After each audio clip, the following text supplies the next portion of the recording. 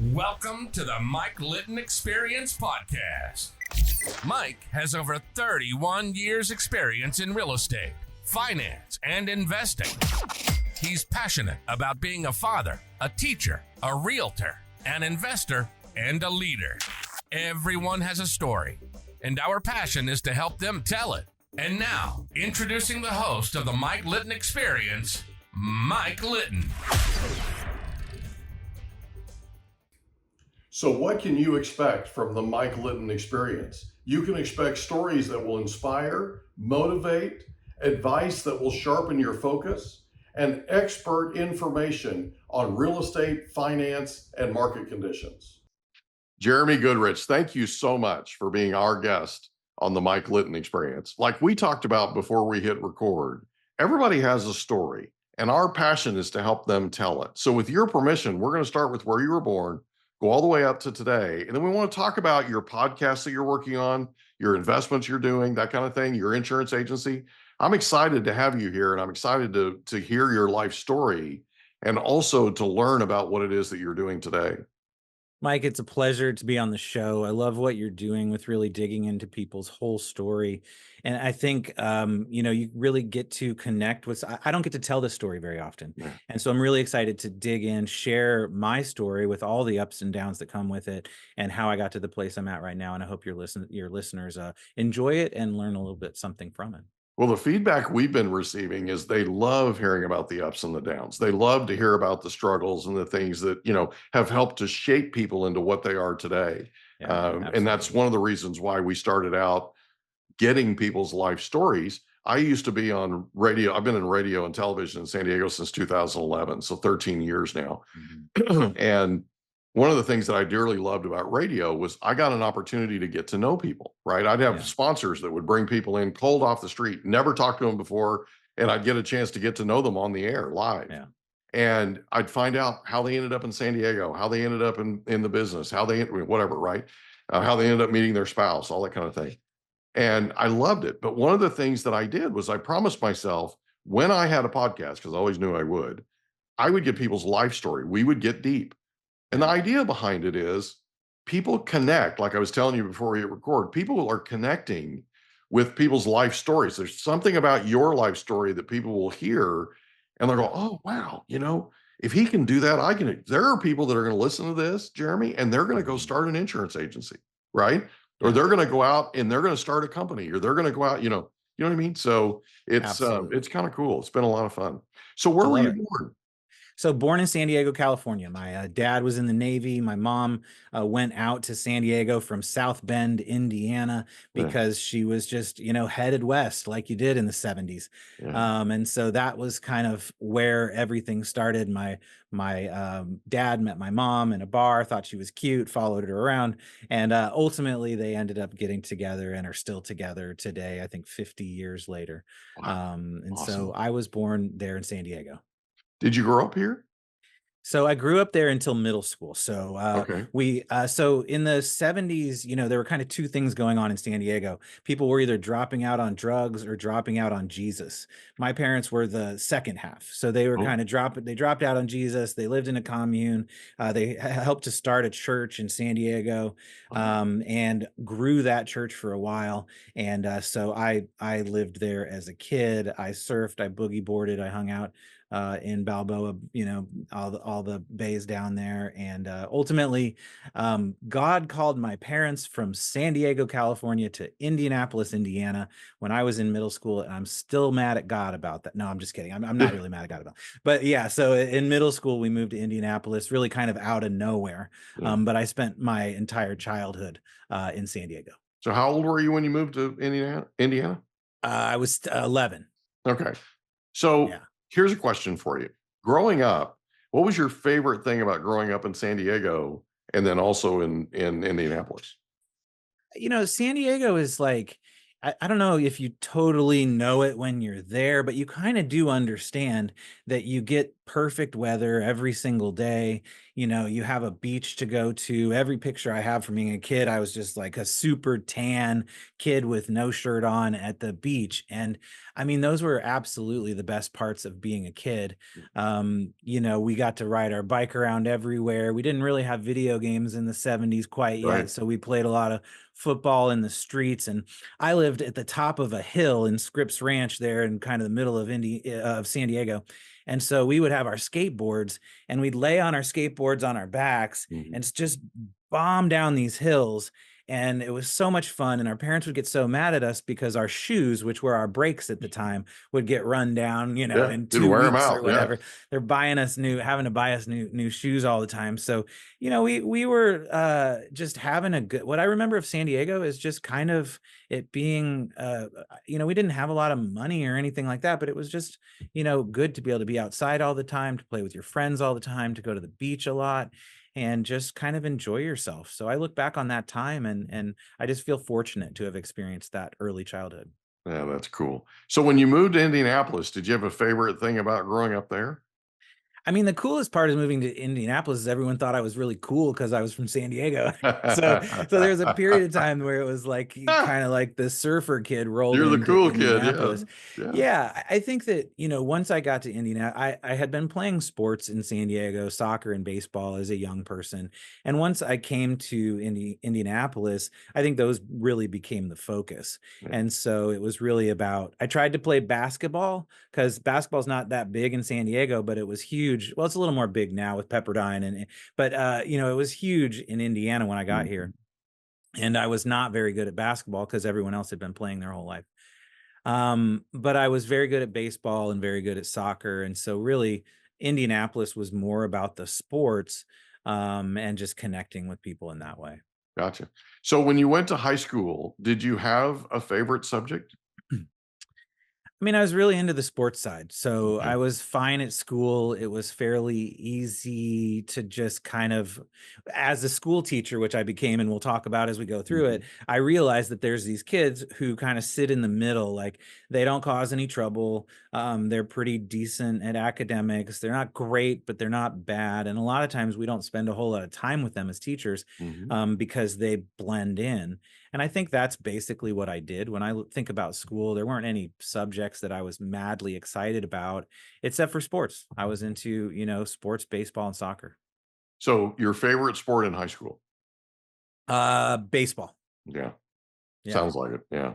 Yeah, and as a kid, I mean, that started. So my dad was a chaplain for the Padres and for the Chargers. The professional sports team have multiple chaplains, right? They come in and so when I was 6, 7, 8 years old, I was hanging out in the clubhouse of the Padres with Steve Garvey and Goose Gossage and Tony Gwynn and all those folks, and the Chargers with Dan Fouts. Dan Fouts didn't talk very much to people in the clubhouse, especially kids. But so I was getting to have that experience collecting baseball cards.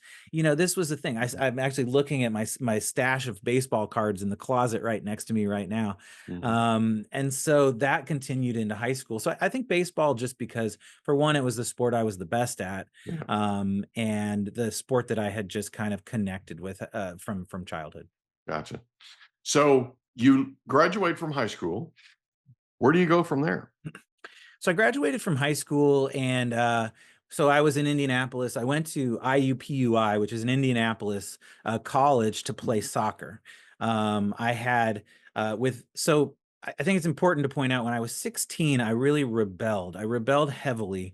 And I said, I had been in my parents' church and been very connected with Christianity and what that meant. When I turned 16, or right in that area, I really decided that that was not for me. And I rebelled in lots of ways, started smoking cigarettes, started drinking beer, started just like, once I decided that Christianity wasn't for me, I really kind of wasn't sure what else to do. And so you kind of look and it's like, okay, well, what are the things that aren't that? And so I kind of went down that road. And one of the things I did was left Christian school. I went to a Christian school in Indianapolis, Heritage Christian, and I told my parents, I'm not going there anymore, And so I went to public school. Well, one of the things that happened is I went to a public school that had one of the best baseball programs in the state. I came in as a junior, and I wasn't as the coach was like, what do I do with this guy? Like, yeah, sure, he's good at sports. So at my old school, I was the best baseball player in the school, and I went to Lawrence North, and I was just kind of mediocre. And I was already a junior, so it wasn't like I was coming in as a freshman and he could really work with me. So I got cut from the baseball team at the new school. Wow. And so baseball, which is the thing that I had always made as kind of the center of everything, when I did that rebellion, sort of a side effect of the rebellion, lots of side effects there, but one of them was that baseball, I didn't make the team at the new high school. Wow. And the coach was like, well, you can go play summer ball, you know, maybe we'll see you as a senior. But I was just like, oh, forget it. I'm not doing any of it. Yeah. And so but I did go to college and play soccer. And so soccer kind of became the focus as I went into college. Gotcha. So what'd you get your degree in? Art education. I became an art teacher, and art education. I had a minor in fiber arts, which is like kind of a weird dude minor, especially for the childhood that I just described to you. Yeah. But I just really I kind of got into like the hippie style, kind of being over in that world, really lived in that space, became an artist, a fiber artist. I wove a lot of things. I was like a weaver. And my dad was like, my dad was appalled at, all of this. Right. And was like, well, let's at least get a degree in something that you can use. Cause I was like, well, I'm going to get an art degree. And frankly, I wasn't a very good artist. So I'm glad he said that. And so I got a degree in art education, and that turned out to be really, really good because I loved teaching, and I taught for 13 years. I started as an art teacher and then became a 3rd and 4th grade teacher after that. Awesome. So growing up, who was the most influential person to you? I think that some sports figures maybe would fit in there, but if we're really honest about it, it was my dad, right? I mean, I think that he was my coach on a lot of these teams. He was the preacher at the church, and we spent a lot of time in the church throughout that time. And so he was the primary figure and the person I looked up to most throughout my childhood, and even through that period of rebellion.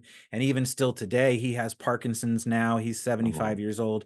I take care of him every other Wednesday. And one of our big activities that we do is go golf, and he can't golf anymore because he had a stroke. He can't do that, but we can get him into the cart. Yeah. And so I play 2 balls. The first ball is always my ball, and the second ball is always his ball. Yeah. And so I play around the course. And if you know anything about golf, you know that the second time you always hit it better than the first time. And so my dad beats me every time we play golf together. Yeah. And so we're still connecting in that way, even though he can't physically do the things that he used to be able to do before. Best second ball hitter in golf, according to my buddies. Right? Absolutely. Mr. Mulligan. Thank you very much. Right? Yep. Yeah, absolutely. That's cool that you're doing that. So you graduate from college and you decide to teach. Yes. Talk about that decision-making process. What was it that compelled you to become a school teacher? So it really had to do with, again, back to my dad, right? Saying, hey, being an artist, maybe not the best degree for you. And I had a few other people tell me that, you love kids. When we get together with people, you end up hanging out with the kids and playing games and stuff. And so that just kind of moved me towards the education side. And then, so I graduated from college and moved from Indiana to Vermont with my wife. I got married right after college and moved with her. And so we went there, and I just started art teaching. And I did an AmeriCorps program for a year, just kind of serving kids in rural schools. And then I started teaching there, and really just fell in love with that part of my story. That's cool. So 13 years. At some point, you decide to leave teaching and go do something else. Talk about that decision-making process. Talk about what compelled you to do that. So I was married to my second wife, McKenzie, who's my current wife, and both of us had been divorced before we got married. And she was running an insurance agency. I was an elementary school teacher, and her insurance agency got bought out by a large financial firm. She was a manager there. She was a third generation insurance agent. Her grandfather had started it. And she was just like, all right, I don't really want to work for someone else. I want to work for myself. Yeah. At the same time, I'd been teaching for 13 years, and the school I was teaching, I wasn't getting a lot of admin support.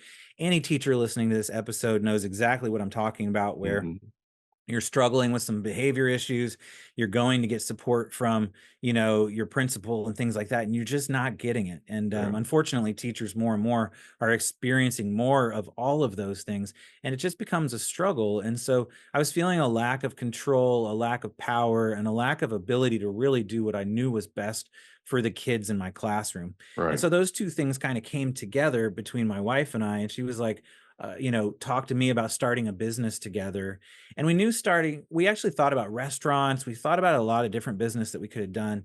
We ultimately landed on insurance, for one, because we had the connection. We knew people in the industry, but also there were just so many crummy stories from this industry. So much kind of bad behavior, bad kind of people, just sort of some of the, a lot of people don't like insurance, and there's a reason, there are reasons why. And so we were like, well, what if we just go into that world and try and do the best we can to change the way people feel about this industry, to serve people well, to take good care of them, to just be like a good neighbor. Actually, I think that's another insurance company. Anyway, it actually is. Yeah, and so, that's ultimately what we decided to do. Yeah, that's cool. So you decided to get into insurance, open your own agency, right? Yeah. How long ago was that? That was 2013. Okay. So you're in this now for 11, almost 12 years. Yep. What's the number one thing that you've learned, most important thing that you've learned in the last 12 years? I mean, a lot of lessons. I think the thing I would connect with right now, so my business has grown over the course of 10 years, and I've got 10 employees now. And the biggest lesson I think I've learned, there's a lot again, but is happening right now. And it happens around the doer's curse. And I think there's a lot of folks who start businesses and they want to do the thing, right? If you start a landscaping business, you want to mow the lawns, and you want to dig the holes, and you want to plant the trees, and you want to, you want to do all the stuff. And lots of entrepreneurs out there are doers, right? And so we put it on our shoulder, we put it on our back, and we just go. And when you're a solopreneur at the beginning, the first couple of years, that works really well, right? Because you don't have any employees, you don't have any staff, you don't worry that much about scalability. You're just trying to do the thing and survive. Yeah. And nobody can do it better than you. And no one can do it better. No one cares as much as you do, because you own the thing, right? Yeah, absolutely. And so I started by being a doer, and I loved it. I love to be a doer. I'm a very nerdy numbers person. I didn't know this about myself before I started insurance, but I love spreadsheets. I love numbers. I think numbers tell stories, and I just enjoy telling stories. In the same way I taught kids how to write stories, how to be an author, and how to tell good stories with words, I think numbers tell stories as well. Every accountant that's listening to this right now is like, absolutely, I agree with you, Jeremy. And so I got excited about that. And so I was just a doer. And then you start hiring people, as you just said, Mike. Like, I think that they don't do it as well as you want them to, or you feel they should, or you're worried about whether they're doing enough. And so there's just been a lot of trying to figure that out, and you end up pushing people away. You disempower people who would otherwise be really empowered. And so I think now at this phase, I'm finally figuring out how to trust people, how to believe that other people can do it better than I can, right? It's just so huge. Other people can do it better than you can, especially when your business gets bigger, because if you hold on to all of it, you're failing because there's too much to do and there's not enough of you. Yeah. And so the biggest lesson I feel like I've learned is one that I'm learning right now, and that is to shed the doer's curse, to believe in the other people on my team, and to let them fail and be able to lift them up, and change from someone who's hitting home runs on the best baseball field to someone who is coaching the team. And I think that's a big transition that I'm learning right now. And it's exciting once you realize it, because then you can scale your business in just an entirely different way than you could before. Yeah. And I also think there's something else too. We hope you enjoyed another episode of the Mike Litton Experience. If you did, Do us a favor, smash that subscribe button, tell your friends, family, and coworkers about our program, and wherever you get your podcasts, please leave us a rating. It helps us to connect with quality people just like you. And that's a wrap. Another episode of the Mike Litton Experience in the books. Reach out to Mike on Instagram at Litton Realty. Want to meet with Mike? Check out calendly.com/Rio760.